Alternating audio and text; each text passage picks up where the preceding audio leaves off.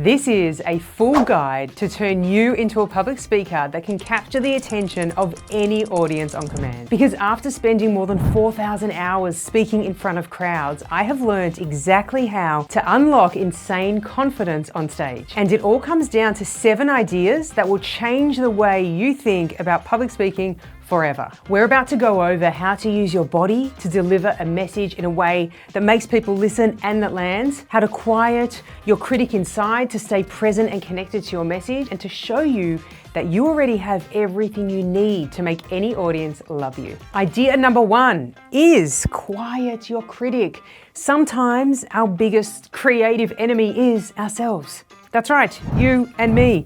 One of the biggest obstacles to expressing our authenticity, our joy, our love, our passion, and even our sole purpose with the world is fear. Especially in public speaking, we have a fear of judgment, a fear of criticism, a fear of failure, a fear of stumbling over our words, a fear of looking stupid, a fear of what other people will think. We let all of these fears take over, and the list goes on. And all of it essentially boils down to 3 core challenges. 3 questions that we ask ourselves. Am I good enough? What are people going to think of me? And can I actually do this? And many of us have an inner critic that can feed into our fears and doubts, and in the worst case scenario, exaggerate our worst case scenario, which is double trouble. You know, the number 1 reason though we're afraid of public speaking is because of the fear of judgment and criticism. We are so scared of stumbling over our words and looking like an idiot, and we think if I make one mistake, I will never, ever recover ever again in life. We convince ourselves that one mistake will damage our reputation and that we will not be able to come back from it no matter what we do. And this fear can feel so overwhelming that it totally paralyzes us. We just get locked. And if we listen to our own fears, we are completely blocking ourselves off from our next dream, our next goal, or our next opportunity that we don't even know exists yet. When you share your message, you have no idea of the ripple effect that it will actually have and how many incredible lives you can reach and teach in the process. Yet, our inner voice can be very cruel. It can encourage us to do silly things like drop the microphone, tear up our speech. It will say things internally like, you can't do this, you're a loser, get out of here. Nobody wants to hear a speech from someone who is having such a terrible headache anyway. Ouch! Our inner critic can show up right after we present, also with like harsh blows. You spoke too quick, you spoke too fast, you missed a point, you should have worn a different dress. It can be brutal. Do you guys know that voice? It's a total jerk and it should never be listened to. And I know this can be challenging, it's easier said than done, because our inner voice knows our weaknesses. And therefore, as a result, it can find an endless number of points to actually pick on. So before you present, while you present, and after you present, remember that your goal is to help others. Remember that every time you speak, you're not just talking, you're potentially changing lives, and your words could be the spark that ignites someone's dreams or the comfort that helps them through a really tough time. Like, how amazing is that? So don't give your inner voice any power over you unless it is giving you fabulous compliments. Don't focus on what you could, would, or should have done differently. You know, there's a real difference between learning from our mistakes and being self-critical. One is helpful and one is potentially damaging. So drown out any negativity by just totally paying attention to the positives. And I know it's hard because it's a challenge, but it's like a muscle. The more we focus on the good, the softer and the quieter this inner critic voice gets. The less airtime we give it, the less space it has to reach us. Focus on rewarding your epic efforts and celebrating what worked well, and then do more of that the next time that you present. Also, focus on your mission. You know, are you helping? Are you inspiring? Are you motivating? Are you educating? Are you entertaining? Are you trying to make people laugh and bring joy into their hearts? That is the best way to quiet your critic, by focusing on what drives you and what motivates you. This has no chance to even come in. Your quirks, your unique voice, even that one stubborn curly hair that will not behave, that's what makes you you, and that's exactly what your audience wants to see. So let's turn your inner critic into your biggest cheerleader, because when you silence doubt and amplify your authentic voice, that is when the real magic happens. If you want to dive deeper into how to silence your inner critic, click the link in the description below to learn about my one-to-one client work. The next principle is silence speaks. Pauses are crucial and such a powerful tool for presenters and communicators. We say a lot with our words, but we also say a lot between our words. In comedy, we call a pause a beat. And as you'd know, timing is everything when it comes to delivering an awesome joke. It can actually mean the difference between an amazingly written joke landing and just completely bombing. Often when we're presenting though, we don't pause enough because we have a very narrow focus to just try to get through our content and to finish the experience, or we feel nervous or we've gone off on a tangent. But pauses are so important. They add emotion, they add drama, they allow us to emphasize our message. Pauses help you pace yourself. They give you control over the content that you're sharing,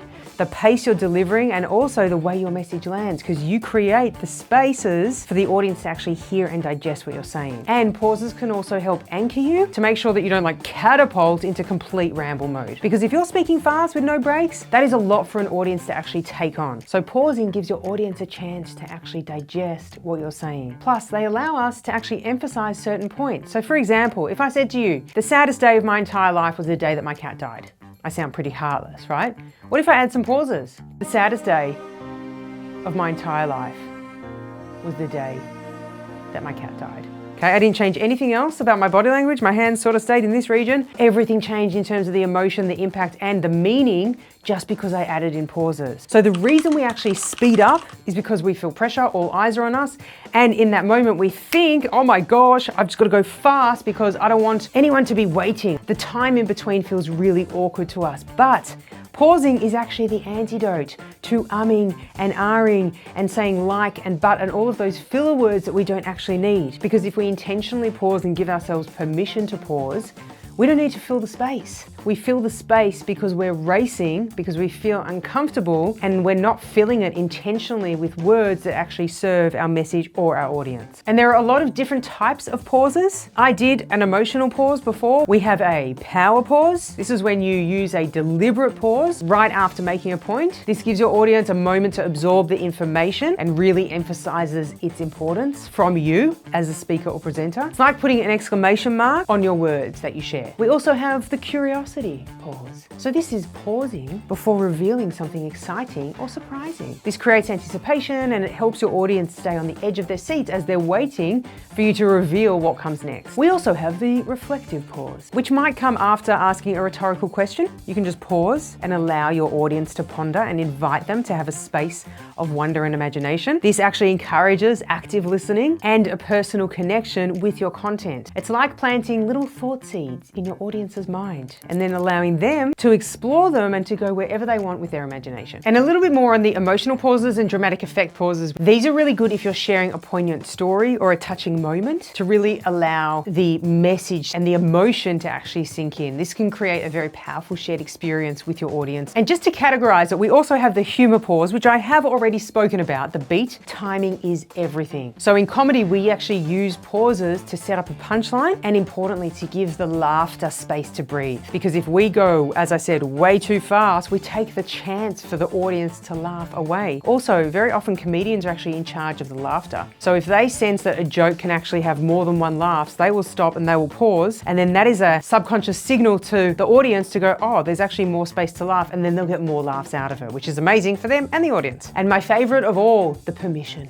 pause. If you feel yourself speeding up or losing track, please put pauses in and pause for as long as you want. Pause as many times as you want, because the more we can allow ourselves to take moments to clear our thoughts and to reset, the more we're able to center ourselves, the more we're able to stay connected with our audience, and the more we're able to stay cool, calm, and in control. We also have the non-verbal pause, because pauses aren't just about silence, despite what my board says, but we can use a pause to make eye contact, to change our position, or to bring in a physical gesture. So it's like speaking volumes without saying a word at all, which does actually connect back with silent speak. See how I did that?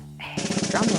And do know that if you are pausing in any of these modes, a pause is always going to feel much longer to you than it will to your audience. It always feels way longer when you're the presenter. But don't worry, because all you're doing is giving your audience space to breathe. So embrace the silence because it speaks volumes. The next principle is glitter burst. Do you like my glitter?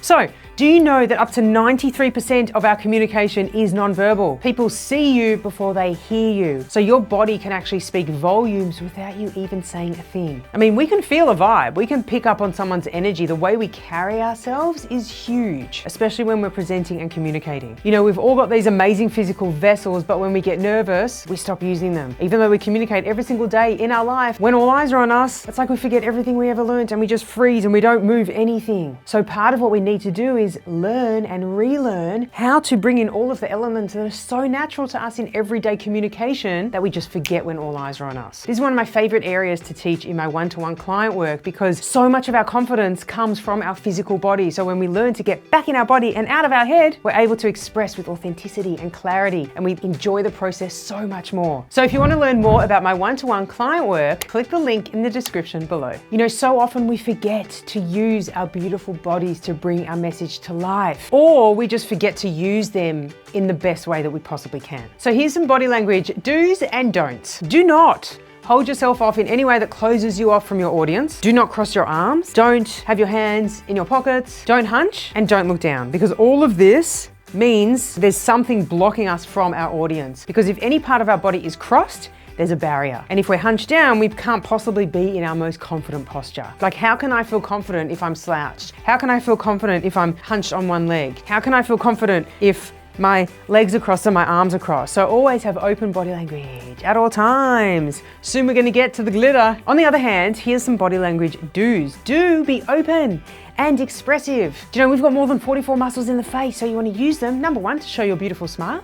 Smile. When we smile, naturally it opens our heart and radiates positive chemicals through our whole body. Step number two is the glitter burst. The best way to feel more confident instantly is to use our physiology. So what we want to do is, however you normally stand, just imagine that there is glitter bursting out of your chest. Because the moment we move from this to this, we hold our head higher, our eyes are higher, and all of this is a very confident pose. Because if I'm standing like this, I don't feel confident. The moment, physiologically, I open my chest, everything else moves along with it, and this is a power pose. And when we're in a power pose and physically in a power pose, naturally, we feel super confident. So always imagine glitter coming from your chest, light coming from your chest, sparkles radiating from your chest, whatever works, so that you keep this space beautiful and open. And then we also don't really need to worry about what we do with our hands, because naturally they drop by our sides. So smile, have an open chest, imagine glitter bursting out to everyone that you see, and that's an instant way to feel confident so fast. The next principle to always remember is the crowd is on your side. Okay, I'm not going to tell you to picture your audience naked. That is a terrible idea. I don't know who made that up and why it's got so much airtime, but don't do that. I do want to urge you though to not be afraid of your audience, because they're on your side. Your audience, see, look how happy they are. They want you to succeed. Do you like my smiley faces, by the way?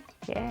What happens to us though, as speakers and presenters, when fear takes over, is that our mind immediately goes to like a competitive state, like it's me versus them and they're not gonna like me and I have to win them over, and it feels like it's speaker versus audience, which is so wrong. Our inner critic pops up and goes, they're judging me, they're critiquing me, they don't like the color of my tie, and blah, blah, blah. And all this does is heighten our stage fright and heighten the anxiety and the nerves that we feel. So we need to silence this voice by remembering that that message is coming from your head, not from those around you, because everyone wants you to succeed. No one goes to spend 60 minutes watching a keynote presentation, or half an hour in a meeting, or an hour on a YouTube video going, I can't wait to waste the next 60 minutes of my life. This is gonna be a train wreck, it's gonna be a disaster. No, we all hope that it's gonna be inspiring, educational, entertaining. We all want amazing takeaways that are gonna help us live better, learn more, you know, become more fulfilled in life. We all wanna have an amazing, enriching experience. If someone takes the time out of their schedule to watch you, they're hoping it contains a little gem that, as I said, inspires them, teaches them, challenges them, entertains them. They're supporting you by investing their time in you. So they want your speech, your video, your talk to be awesome, even if your fear tells you otherwise. And if possible, chat with a few audience members before you start, because this helps you see them as individuals and not as like a scary group of people that feel really, you know, disconnected from us. See your audience as allies, not judges, and think of them as your cheerleaders, not your critics. Your audience isn't there to tear you apart. They are rooting for you to succeed. Plus, there is a level of respect and empathy for anyone who is brave enough to stand up and speak. So do imagine them as your supporters rather than your critics, because they want you to do well and you want you to do well, which means you've got exactly the same shared goals. So remember,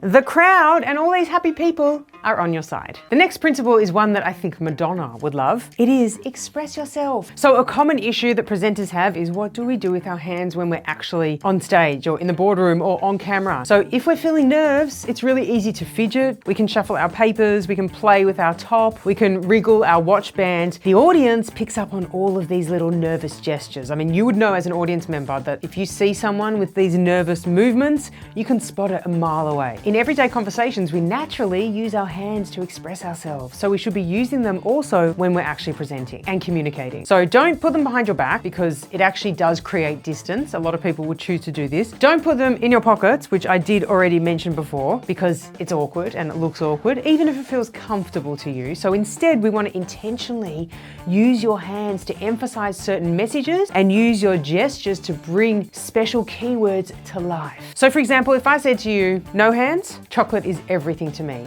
versus hands, chocolate is everything to me. Can you see how number 2 is way better? Because naturally it brings out more tonality, it brings out more expression. When I'm using my hands in an authentic way, the rest of my body wants to come and be part of it, because we're naturally speaking with our whole body in everyday conversation. So there's no reason why we shouldn't be doing exactly the same thing on stage. So there are a couple of universal gestures when it comes to using our hands. Anything that is meaningful or is significant, if we point to our heart, or we gesture to our heart, that is a universal sign for, okay, this is important. If I'm saying we, one hand, we, versus two hands, we, versus no hands, we. So can you see how using your hands actually brings you more into it, and it also brings the audience more into it? Same goes for you. If I said, we really want to work with your company. So I'll do no hands. We really want to work with your company. Let's try one hand. We really want to work with your company. Let's try two hands. We really want to work with your company. Let's try two hands at like 100%. We really want to work with your company. That wasn't 100%. We really want to work with your company. Okay, that was definitely OTT. Over. That was just way too much. Let's try very subtle two hands. We really want to work with your company. Versus no hands again. We really want to work with your company. So can you see how it doesn't matter if we are a one-hander, a two-hander, if we do a 10% of a gesture or 110%, anything that brings our physicality in means that we're creating a more dynamic conversation. So you can express with one hand, you can express with two, you can express subtly with two, you can express a lot with one, just play around with that. But it's really important because naturally it means we're more expressive. As I said, changes our tonality, changes our facial reactions, the rest of our body wants to kick in, and it means we're presenting in an authentic way. It also makes it a much more visual experience for our audience. So use your hands to express yourself. I'm so sorry, that was painful. I'll try again. So use your hands to express yourself. The next important principle is to ditch perfection. Often when we're presenting, we want to do the best job possible. We want to be perfect. Any perfectionists out there watching? Hi. The problem is we can get so preoccupied with aiming for perfect that it actually adds to our stress and our anxiety. So I have a secret for you. Are you ready? Perfect doesn't exist. It's actually the enemy of success, because what you believe to be perfect, what I believe to be perfect, and what your boss believes to be perfect are three completely different benchmarks. So if we aim for perfect, we're never ever going to achieve it, because we're never going to have the same views or visions or sentiment around it. So it's actually an obstacle that we're placing in front of us that is, as I said, impossible to reach. Plus, when we present on stage, there are so many factors that are just completely out of our control. So we have to have the flexibility to be able to manage anything and everything that comes up in the moment. So forget the old saying, practice makes perfect, and instead go for practice makes better, because this is actually true. Plus, your audience wants connection, engagement, honesty, free food.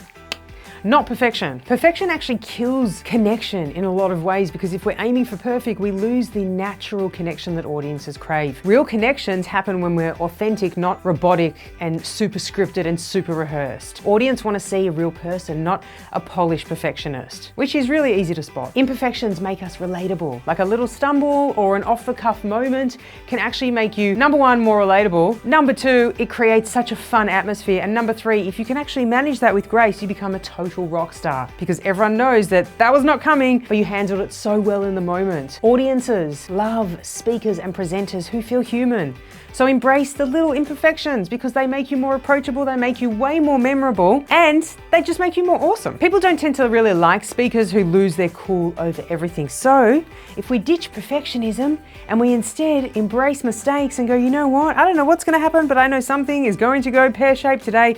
I'm ready for it. I'm open. Then it means that when it happens, it doesn't actually destabilize us. It means it doesn't throw us off track, and it means we're more open to be able to handle it in a really fun, fluid, and natural way. And you know, the perfectly polished presentations are actually the most forgettable ones. The ones that actually stick with people the most have the unexpected moments, the genuine reactions, the laughter that can only happen from the stuff that you actually can't plan for. Also, your audience doesn't notice the mistakes. Most of the time, if you make a mistake, or if you miss a line, or if you skip a couple of words, they've got no idea unless you point it out. They're focused on the bigger picture, the experience. They're not focusing on every single detail. So if you do make a mistake, ditch perfection and don't point it out, because then you're drawing their attention to something that they didn't know and they don't need to know anyway. Just keep moving. Perfection can also kill our creativity, because to be creative, we need flexibility. We need to be able to play with ideas. We need to connect with our audience in the moment. And none of that can happen when we are focused on fitting a particular structure or model or format that we think has to happen. So don't aim for perfect,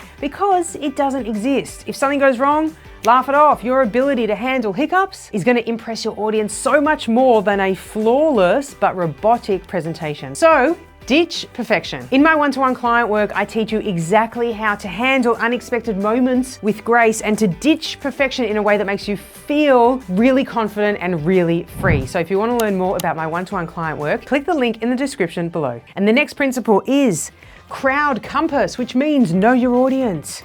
Understand who you're actually speaking to. See all these little people? We need to know exactly who they are, what challenges they have, because every audience needs something different, because every audience is unique. And your job as a speaker and presenter is to know who you're actually speaking to and to find out as much as you possibly can about them before you present. Who are they? What's important to them? What struggles are they facing? What's their blood type? Okay, maybe that last one was a little bit too much information. Understanding who they are is crucial. You need to know who you're speaking to in order to know how to actually speak to them in the right way, because this influences the structure of how you present your content, the language you use, the storytelling you include, everything. It actually ensures that you deliver messages that are going to resonate. Because the truth is, drum roll, your presentation isn't about you. It's about your audience. It's about them. And I know this can be hard to hear, because I know that you've spent hours scripting, researching, writing, choosing the perfect outfit. I get it. And all of a sudden I'm telling you that it's not about you at all. It is about them, but you are not number one. Your audience is. Because the truth is, your role as a speaker is to transfer a message. It's to teach. It's to educate. It's to inspire. It's to make people laugh. And if they don't laugh, to totally bribe them with chocolate. No? Just me? Okay, scrap that. Not official advice. Let's cut it out. It's so easy to get immersed in ourselves when we present. We get so focused on our content and so wrapped up in our nerves that we focus on ourselves instead of focusing on our audience. Remember, your time on stage isn't about you. Yay for public speaking. It's about what you give to your audience. It's about the messages, the insights, the lessons. It's about what they can take away and apply to their own life to create change. That is what it's all about. That is the magic of being an incredible public speaker. So if we shift our perspective and instead of focusing on us, always focus on our audience. How do I make this the most incredible experience possible? How do I make this the most high value half an hour possible? It means we're always creating an experience that is going to be as amazing as possible for them, which naturally will make it incredible for us as well. Now, I've learned all of these lessons the hard way. It's taken 14 years of making mistakes, falling, picking myself back up, making mistakes, falling, picking myself back up again. So if you want to see how someone went from nervous, having mental blanks and super shaky, that was me, to confident, empowered and totally in love with public speaking, click here and I will take you back to July 2011. See ya.